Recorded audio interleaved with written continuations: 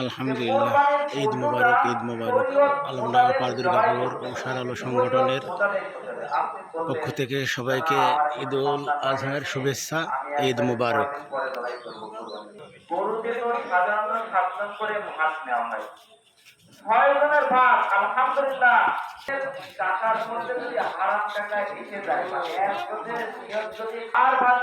আবু বকর সিদ্দিক, মাশাআল্লাহ, ঈদ মুবারক। কিন্তু টাকা নেওয়ার সময় ঈদের টাকা, ঈদের গেটে টাকা ওঠানো হচ্ছে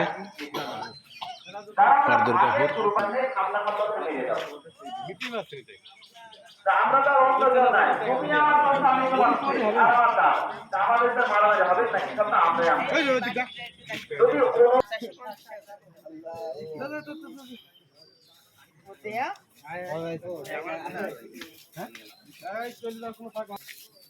যদি আমার হাত ফাঁকে দিলে ফাঁকে আমার হাত দিই ওই দোকানদার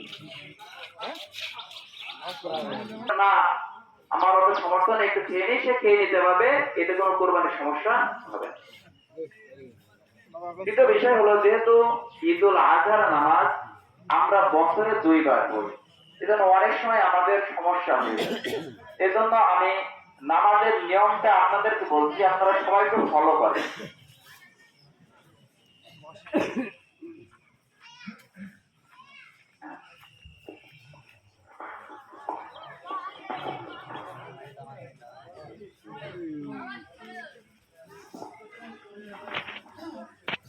সম্মানিত উপস্থিতি, আসসালামু আলাইকুম ওয়া রাহমাতুল্লাহ।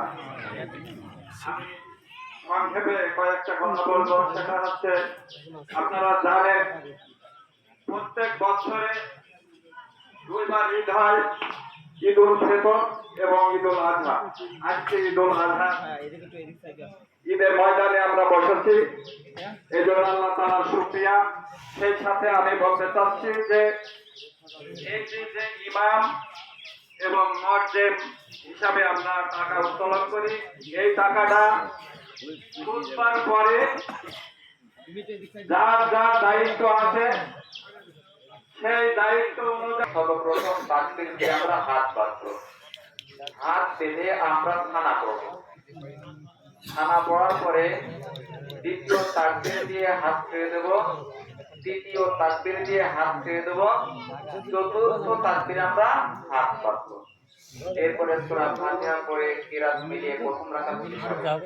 দ্বিতীয় রাকাতের জন্য উঠে সূরা ফাতিহা পড়ার পর কিরাত মিলিয়ে রুকুতে যাওয়ার আগে আবার অতিরিক্ত 3টা তাকবীর হবে। আল্লাহু আকবার, হাত ছেড়ে দেব, আল্লাহু আকবার, হাত ছেড়ে দেব, আল্লাহু আকবার, হাত ছেড়ে দেব। চতুর্থ তাকবীরে আমরা রুকুতে যাব।